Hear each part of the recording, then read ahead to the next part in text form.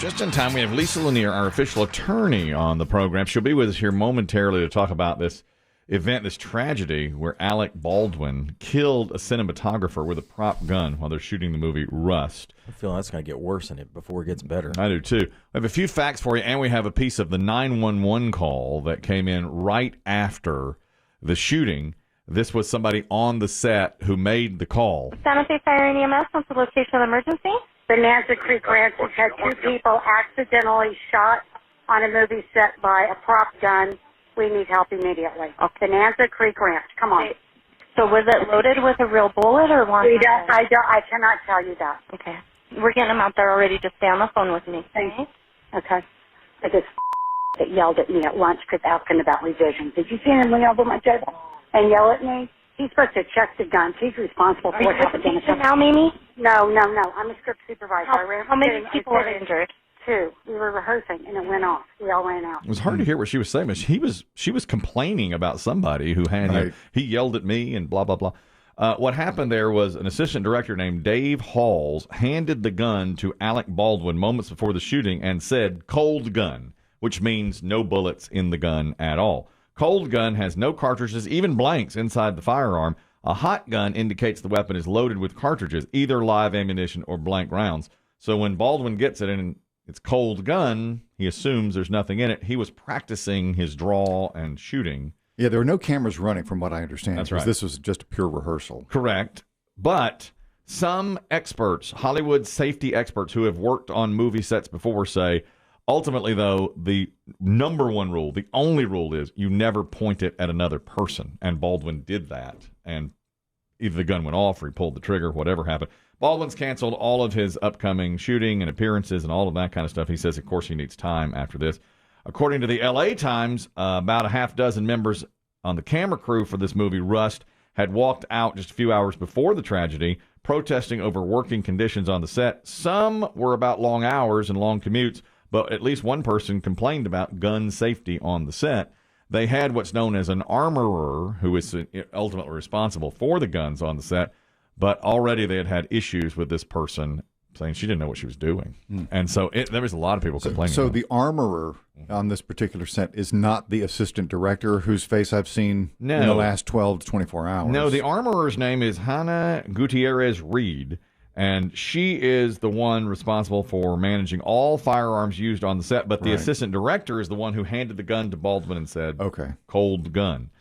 So we bring in Lisa Lanier here to see how everything could break out here and what charges could go against what people, or if she even knows. Lisa, just wanted to get your take on this. First of all, hope you're doing well today. What's your take on this movie situation? Yeah, so this is it's a really, really fascinating story because, like you said, it's just the layers keep coming about. We keep hearing about the 6 people walked off. At least one of them had safety concerns.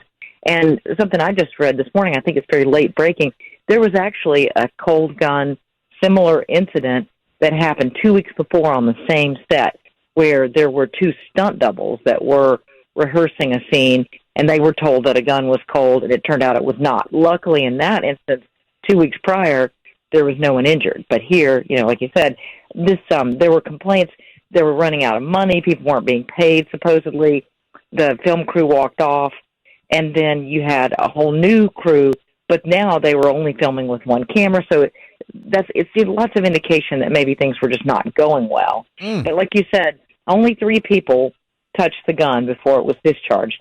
Hannah Gutierrez Reed, who was, like you said, she was the person responsible for the safety of the prop. And they said that she set up a prop tray with 3 guns, but then there was a break, and she did that in the morning, and everybody went off-site for lunch, came back, and started rehearsing. And that's when the assistant director, Dave Halls, grabbed one of those guns and handed it to Baldwin saying, "Cold gun." So criminal charges are one possibility. A civil lawsuit most assuredly will come. Definitely. The criminal charges would be exceedingly rare in a situation like this. You would have to, in order to show criminal negligence to amount to a manslaughter charge, you would have to show such recklessness that it's very rare. I think there's been maybe 1 or 2 instances in the whole history of filmmaking in the U.S. where there's actually been a criminal charge, because there have been deaths. In fact, there have been about 50 deaths in the from the 90s forward. But usually it's, stunt incidents and things like that. There have been maybe 2 criminal charges ever filed. And the recklessness is just such a high bar. Yeah. But here, like you said, if the lady, she didn't know what she was doing, she'd already had another incident on set, that may get you there, but it was very hard to get there. But most assuredly, there will be civil lawsuits. This cinematographer who was killed was a huge rising star in the film industry, had millions and millions of dollars of future earnings, which is what a wrongful death claim would be based on. And so she will sue. And so who she will sue will be all these production companies, including Alec Baldwin. Yeah. So that's what his biggest concern is he's facing millions in liability from a civil suit. But the criminal, I don't think he will be charged criminally. He was rehearsing a scene where you point the gun at the camera. Right. And so I think that it makes sense that he was pointing it. He wasn't pointing it just at a director or something. He was actually rehearsing the scene in the direction he was supposed to shoot. So I think he's okay. I mean, he didn't know. But if anybody faces a criminal charge, it will likely be Reed, the person who set up the props. Yeah, and not the person who said cold gun, because he was told it was a cold gun. And why in the world would there ever be any live rounds? I don't even know if it was like blanks that accidentally, something happened where a blank wound up killing this woman, or was it actual live rounds? If so, why would you ever have any live bullets on a set? You would. Well, that's crazy, but apparently that does happen. And so one of the big things that's going to come out of this is there's a huge call for legislation to say that you cannot have any kind. They're actually calling for zero ammunition on even blanks, because people get hurt with blanks, and it can cause confusion because a blank is, it is discharged, and it's not as potentially fatal, right? But you can get hurt. So what they're saying is, look, digital filmmaking now, we have computers that can make this later look like it was actually fired. Well, if I may just jump in, I did read over the weekend to Lisa's point that there are way more actual live rounds on movie sets than you think, because actors can't simulate what it's like to pull the trigger. Oh, they want that. They just can't get the recoil right. Oh, really? So you have to do that the live round, they would shoot them, they would film them doing it toward a field or a target or something. But don't blanks create the same? Yeah, I guess not. I don't know if it's the same. I don't know if it's the same force or not. Chris Demm and I worked on a little horror movie. It was a little horror movie short, and in it I had to shoot a gun, and it was like the toy. It was a toy gun. It looked like a cap gun. Yeah, exactly. And every time you'd shoot it, would go bink, bink, bink. You remember? But remember how strict the director was about the protocols? Unbelievable. Whenever the gun appeared. Yes. He would call, make sure everybody knew this was a gun. We fired it to the ground to make sure nothing was coming out of it. Then when the movie was put together, they made it look like it was a gun flash, the barrel flash. Absolutely. It was very easy for him to do that. So I think maybe legislation might wind up being passed where there are no even blanks on a set. Do you see that happening, Lisa? That's certainly what people are calling for, because even though this is the most horrific incident like this that we've seen, apparently there are lots and lots of injuries and near misses that happen because of gun safety violations on set, where people are just not taking these seriously, not handling them properly. Yeah, what a senseless tragedy here, especially to hear all these problems going into the event, and then it happens. The whole thing is so low budget, and they were having problems from the start. Lisa Lanier, always appreciate your expertise on any matters like this. We'll talk to you again later in the week. All right, have a great day. You too. There she goes, our official attorney of this program, Lisa Lanier. Ugly. So we'll hear a lot more about this. Just think about if you're watching football games on Sunday, CBS network shows. Look at all the promos for the CBS primetime shows. Every single one of them has somebody walking through a set with a gun. There's guns on every set. All the FBI shows, all the NCIS shows, all those shows. That's right. Guns. How much blame do you think should be on Alec Baldwin? Because the number one rule is you never point a gun at somebody, no matter what. I sounds like I agree with Lisa. And there are times in a movie when you have to point the gun directly at the lens of the camera, right? Which is where the cinematographer was, right? Yeah, exactly. So I agree. I think he's gonna wind up being sued as a producer, but it wasn't necessarily his mistake. How many rounds did he shoot? Because more than one person got shot. 2 people went to the hospital, but 1 recovered, right? Yeah, easily. They said the director he was out pretty quickly. The director was hit as well, and he was released the same day, basically. But was that from one shot or two? Nobody said. Yeah, I don't know. Nobody has said a thing Yeah, I don't know about how many that. times the trigger was pulled. Right. So you'd think after one, when We'll know. goes We'll off, find out. that I'm would- sure that would be Alec it. will. I mean, Alec Baldwin should. He'll go with the cops and do what he has to do. Yeah. They have insurance for this stuff. I need not to boil it down to that, but I would guess these companies have insurance for things like this. In the millions of dollars, I'm sure, that will be paid out for this. Well, her family will get all of it. Yeah, and as Lisa was saying, she was an up-and-comer in the industry, so has millions and millions of dollars in potential income lost, and yeah, her family will get all that. And plus, she had young children, They should too. kids. Yeah, I did hear Alec Baldwin went to breakfast with her husband and her child, like the day after it happened. Trucker D, you're talking about Alec Baldwin. Go ahead. Well, first of all, good morning, gentlemen. Love the program. Thank you. I just want to say this. I understand the laws might be written a certain way, but as a retired military man, that's 100% Alec Baldwin's fault. For pointing the gun anywhere near a human being? Absolutely, and he did. I own 3 firearms, and anytime I pick that firearm up, I check, make sure it's empty. I make sure there's not one in the chamber, and I make sure it don't be pointed in the direction of nobody. Well, and Kristen was right. When we did that little movie, they made sure, I mean, every single time, even though I just used the gun, they would come out again and say, okay, let's make sure everything. I mean, they went above and beyond every single time. So Baldwin didn't check. He just trusted cold gun. Thanks, Trucker D. Appreciate it. That's how it is, though. I mean, you have to. There's unions in California, tons of unions. Everybody has a job, and that's one person's job to do that. And Chris Demm's right. I mean, when you point it, they're not pointing it at you. They're pointing it at the camera when you see it, on a promo or in a movie, and you see tons of it. I mean, it does seem you have to get the shot. I mean, at some point I've seen people point guns at other people on movie sets, It's a movie set. Yes. Michael, you're talking about Alec Baldwin. Go ahead. Dave was asking about why they had to use live rounds. Firing a blank and firing a live round, the recoil is totally different because you do not have a projectile coming out of the end of that barrel. Okay, that makes sense. And so apparently the actors can't get it right when they recoil. So do they actually film them shooting a real gun into space and at a target so you get that look? Most times what they have is like a ballistics tank or something set up like that. A friend of mine used to work for Dino De Laurentiis, that's why I know this. And they would show them, firing into the tank or firing into a safety area or ballistic blanket, just so that they would show the true recoil off the gun. Yeah. That's interesting. I had never thought about that, because you do get that pop back. I never think about it. Thanks, Michael. Appreciate it. Jason, you're talking about this tragedy with Alec Baldwin. Go ahead. P1 from Sanford. Love the show. Thank you very much, Jason. Appreciate it.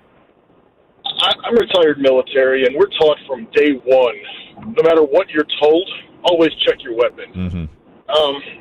So I'd hate to say, I'm not a big fan of Alec Baldwin's, but, this is completely on him.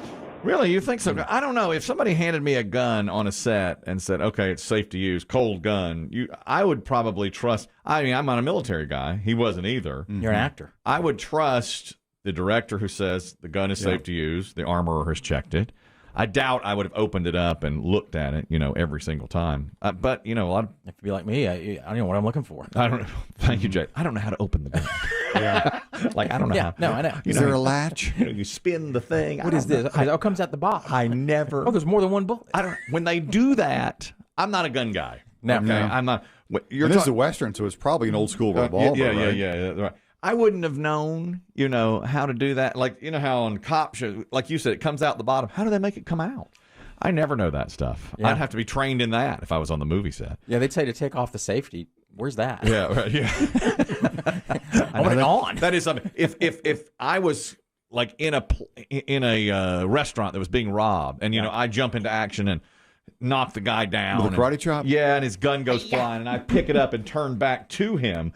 I don't know that Freeze, mister. I don't know if I can fire that gun. You don't have your hand on the trigger. I'm not sure. What? Your finger, it's not It's on the trigger. It's outside. I'm not sure. It's on the little ring around the trigger. I'm sure there's a name for that. It's inside. Yeah, I don't know. Well, I have fat fingers too. That would. Can you wait a second while I put my finger? It's stuck. Can I get my finger in there? Is this a lady gun? What is this? Derringer. Snub nose. Michael, you're talking about this Alec Baldwin tragedy. Go ahead.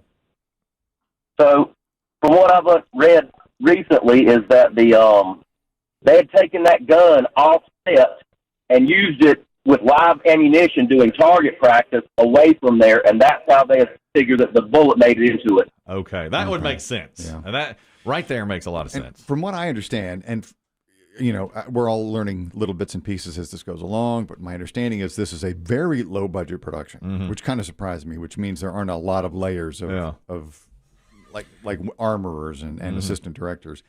But usually if there is anyone's going to be doing any sort of, like you hear about when people do movies that are based on the military, they train for 2 to 3 weeks before that, with the military, with weapons. They figure it out. It doesn't sound like they had much time to do that on this one. Yeah. Initially, I thought this movie was that kind of prequel to that hit show Yellowstone. That's not. Oh, it's this. not? It's not this. This is something that Alec Baldwin and this director have kind of cooked up together. I see. And they were funding it themselves, I believe, which is why it was so low budget. I'm surprised Alec Baldwin was part of such a low budget thing. He's a big star. But I think he's funding it. Well, that's the reason. That's the reason. Nikki, you're talking about Alec Baldwin. Go ahead. Yeah, that's the most common way that you get hurt with weapons is trust someone else's opinion with the weapon. You always check the weapon yourself. If you're not that smart about handling a gun, you shouldn't touch a damn prop gun or a BB gun. That's what every military guy says that, and all these military and Hollywood experts say that. You don't trust anybody. I mean, it's a gun. It's a life at stake. You have to do it yourself. But I'm telling you, I probably would have made that same mistake. I have to say. I mean, when you did your scene, Kelly, with your gun, were you just firing it in the air? No, I was firing it right at the monster. Monsters were coming at me, and I was like, bam, bam, bam, bam, bam. But we had fired it all day. It was my gun was so it wasn't. And there was nothing in the target range. You were just firing off. No, you were coming at me. The monsters, or was I? I think monsters. They did in different segments, though, right? They were walking at me, and I was firing it, but there never was a bullet in it. I mean, there was never even a bullet in it. It just made it sound like an old toy gun. Like a click. Yeah, a click. But later, I was surprised when the finished product came out. They did add the flash. And the sound. I mean, it really sounded real, And they may all come to that before too long. Well, yeah, that's what Lisa Lanier was saying. John, you've worked in films and with guns on film sets. Tell us what you know. Well, first off, you take a real prop gun. A real prop gun does not have a muzzle that's not loaded, not filled in. So no projectile should be able to come out of it. So that's why they actually have a blank, and the compression comes off of the bullet. I'm having trouble hearing you. I'm sorry, your phone's breaking up. Bottom line here, do you think Alec Baldwin bears responsibility for this? No, it's all on the prop master or whoever handed him the gun, because you treat the people that don't know guns like idiots, and they should not have a true replica on set. Right. I agree. I think you're right. That's how I see it. Thank you, John. Well, me too, but it's interesting. Like, it depends on your background.